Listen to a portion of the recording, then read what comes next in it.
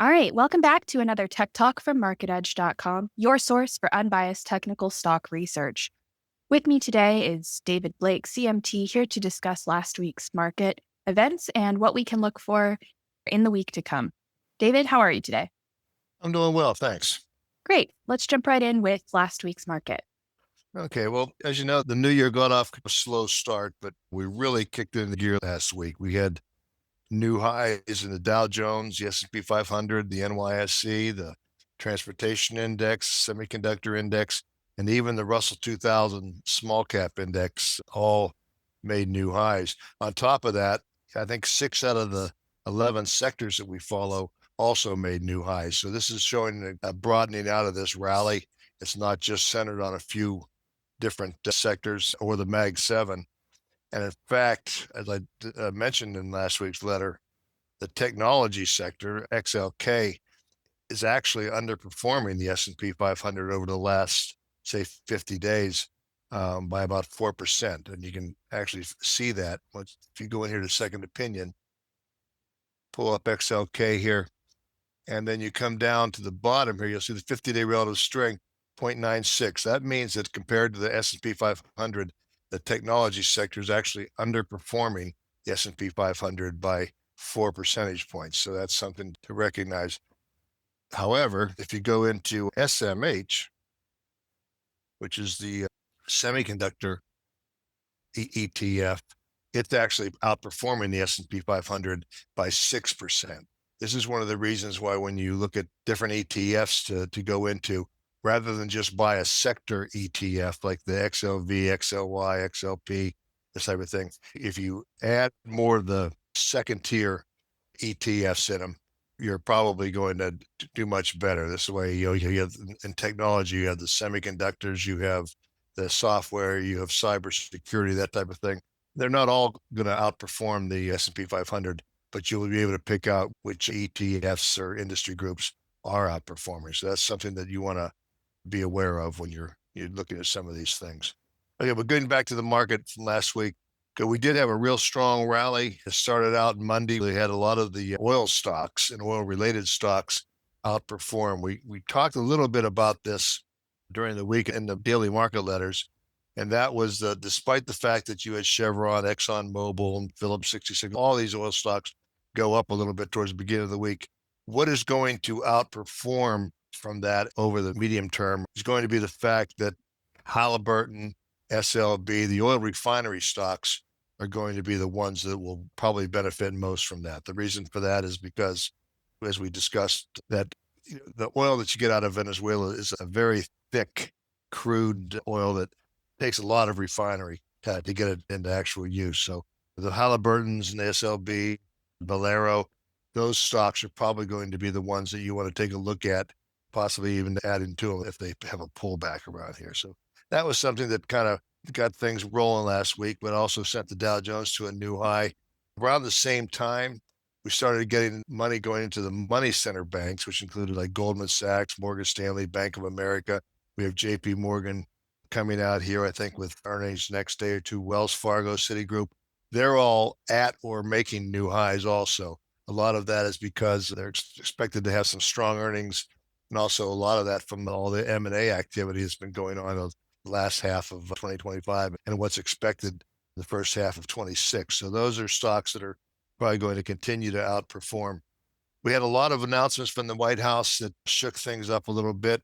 One of them seemed like when the news would first come out, the industry groups would kind of pull back and then they cut steam later on. One of the areas that they spoke about was in the housing market, where the White House wanted the Treasury to buy $200 billion in mortgage bonds for Fannie and Freddie.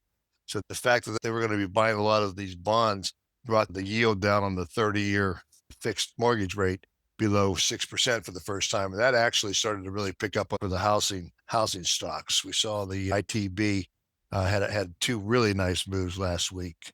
Not to a new high yet because the housing ETFs were way down, but that's something you may want to take a look at. The fact that if we can keep that 30-year mortgage below 6%, that's a nice move. You had stocks like Lowe's and Home Depot make big moves, figuring if more houses were going to be bought, we'd get people spending more money at the Home Depot and that type of thing to fix them up. The other thing we had was the White House wanted to announce that they wanted to see a 50% increase in defense industry, in aerospace and defense. That ETF, ITA, had two real big moves. You had stocks like Lockheed Martin, Northrop Grumman, L3 Harris, RTX. A lot of them all jumped on that news that they're going to have, I guess it's going to be actually about $500 billion more in defense spending is what they're going to try to push through. So that's a lot of money to go into that industry group. That's something you would want to probably take a look at going forward. ITA is the ETF for the U.S. aerospace and defense industry group that you want to look at. But after that, looking at all the different sectors, every one of them except for utilities was higher. The ones that outperformed were consumer discretionary, materials, industrial energy, and consumer staples. I think if you take a look at some of the different daily commentary from last week in the archives, which you can actually find down here, we talked about some of these groups right here, the commentary archive. It'll take you to the commentary if you want to see what was going on like Tuesday or Wednesday if you're out, if you didn't get a chance to read it, what happened that made the market have a big move up or down. That's a place where you can go take a look at that. So anyway, a lot of good things were rolling out last week. It's a good start to the year.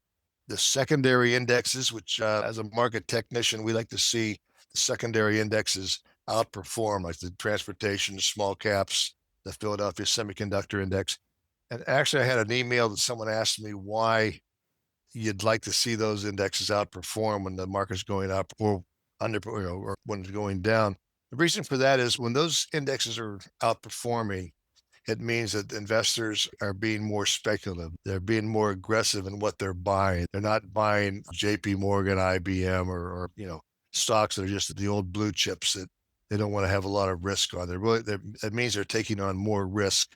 And that's why when I talk about the secondary indexes outperforming as being a good thing, that's the reason for it. As far as the technical indicators on the different indexes, they all look fine. They're all moving up a little bit. We're not overbought quite yet. The stochastics, we were getting up around 80, which is kind of overbought. Nothing, not a reason to sell. It just means that we're moving up towards the top of a range. But until we see the MarketEdge S&P oscillator getting up around, 6 or 7, I wouldn't worry about this thing being overbought. So everything looks good from that point of view. VIX was staying down here around 14. That's also a sign that traders aren't too worried about the market having a big pullback around here. We did see today, and I'll get into this in just a second, we did see a bump up in the VIX, but again, not a big move where you're getting up to around 19 to 20 or something like that, where you start getting a little bit more nervous. Anyway, one thing you do want to watch on this VIX is if it gets down, say around 12 or under, that's a sign that maybe traders are becoming a little too complacent. When they get too complacent, when something comes out of left field, hits the market, that's when they're just sitting around, they're all fully invested. That's when you can get a little bit more move to the downside than that you might have been expecting. So that's something to take a look at. Now, this week coming up, we're going to have the kickoff from earnings. I think tomorrow we're going to see Bank of New York and JP Morgan Chase release their earnings. And then on Wednesday, we have Bank of America, Citigroup, Wells Fargo. Thursday, I think we get BlackRock, Goldman Sachs, Morgan Stanley. And then on Friday, State Street and PNC Financial Services Group. Not a lot of economic data that's going to shake the market up. We do get the BLS is going to release the CPI for December. I think the consensus right now is for a 2.7% year over year increase. And then if you go to the core CPI, which excludes volatile food and energy, I think that's also expected to come in around 2.7%. I think that's a tenth of a percentage point above what it was the previous month. So nothing big there. We also will get retail sales for November on Wednesday. We're looking at a call of up 0.4% on that. That's pretty good because, and that's for November. October, they were flat. So that kind of shook the market up a little bit when that came in flat. But the 0.4% is real strong. Core sales will be up 0.3%. And then finally, you're going to get a little bit of existing home sales for December. I believe that's also on Wednesday. And they're looking for right now about 100,000 more homes to be sold in November, which, it means we're starting to pick things up. Now, a couple of things that happened over the weekend that just we did want to mention. One of these things that Trump wanted to do announced Friday is that he wants to see the credit card companies capping off their interest rates at 10% for 1 year. that has hit Visa and MasterCard a little bit. Not going to be a big thing because it still has to, I guess, has to get approved or whatever.